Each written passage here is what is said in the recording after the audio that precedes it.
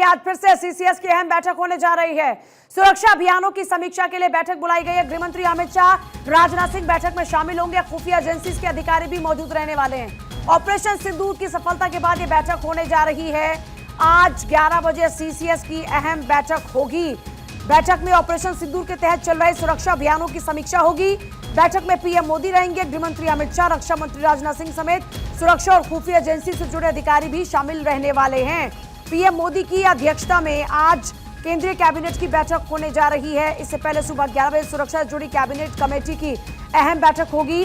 Operation सिंदूर की सफलता के बाद पीएम मोदी ने पहली बार ये बैठक बुलाई है और माना यह जा रहा है कि इस बैठक में ऑपरेशन सिंदूर के तहत चल रहे सुरक्षा अभियानों की समीक्षा होगी।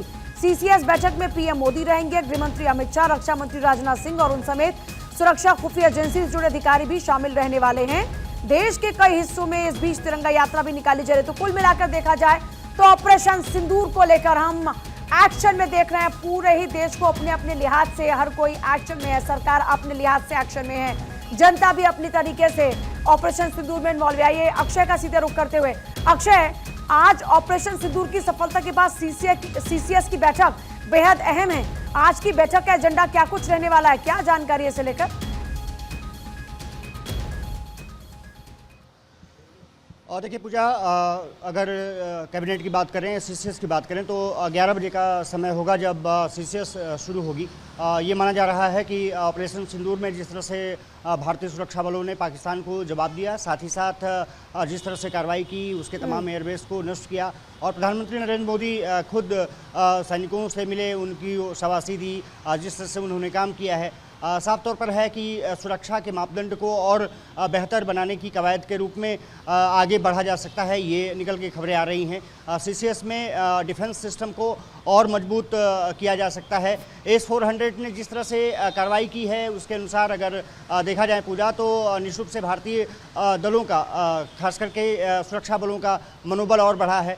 ये माना जा रहा है कि S-400 को और या तो भारत में बनाने की प्रक्रिया शुरू की जा सकती है या फिर रसिया के साथ फिर से तालमेल करके उसको भारत और संख्या में उसको लाया जा सकता है, क्योंकि एयर डिफेंस सिस्टम ने पाकिस्तान के हर नापाक मंसूबों को जिस तरह से ध्वस्त किया है, उससे कहीं ना कहीं सुरक्षा बलों को एक मजबूती मिली है। दूसरा ये कहा जा रहा है कि कुछ ड्रोन्स भी सप्लाई किए जा सकते हैं, आयात किए जा सकते हैं और अपने डिफेंस सिस्टम को और मजबूत करने की कवायद के रूप में सीसीएस की बैठक में प्रस्ताव आ सकता है।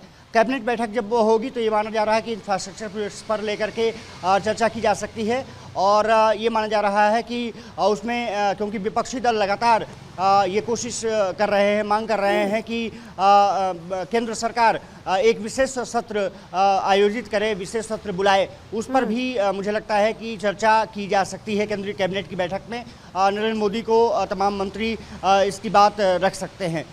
देखना दिलचस्प होगा कि सीसीएस की बैठक और उसके बाद जब कैबिनेट की बैठक होती है तो क्या कुछ महत्वपूर्ण निर्णय लिए जाते हैं, लेकिन तमाम प्रस्तावों पर मुहर लगने की पूरी संभावना व्यक्त की जा रही है और ये माना जा रहा है कि अपने एयर डिफेंस सिस्टम के साथ साथ जो आर्मी को और डिप्लॉयमेंट के लिए जो तमाम साधन चाहिए वो भारत सरकार और देने के लिए तैयार है, ताकि किसी भी तरीके की अगर घटनाएं हों तो उसको और मजबूती से लड़ा जा सके। लेकिन जिस तरह से भारतीय सशस्त्र बलों ने और बीएसएफ के साथ साथ पैरामिलिट्री फोर्सेस ने ये कामयाबी हासिल की है, ऑपरेशन सिंदूर की सफलता बताती है कि भारतीय सेनाओं का जो मनोबल है वो तो हाई है ही, साथ ही साथ हमारे पास जो हथियार हैं वो भी उच्च श्रेणी के हैं और उस पर गर्व किया जा सकता है, तो उसकी संख्या और कुछ बढ़ाई जा सकती है। ये खबरें निकल कर सामने आ रही हैं पूजा। और ये भी माना जा सकता है कि भले ही युद्ध विराम हो चुका हो, लेकिन आगे की तैयारी, स्ट्रैटेजी, प्लानिंग को लेकर आज की बैठक में संभवतः चर्चा होगी।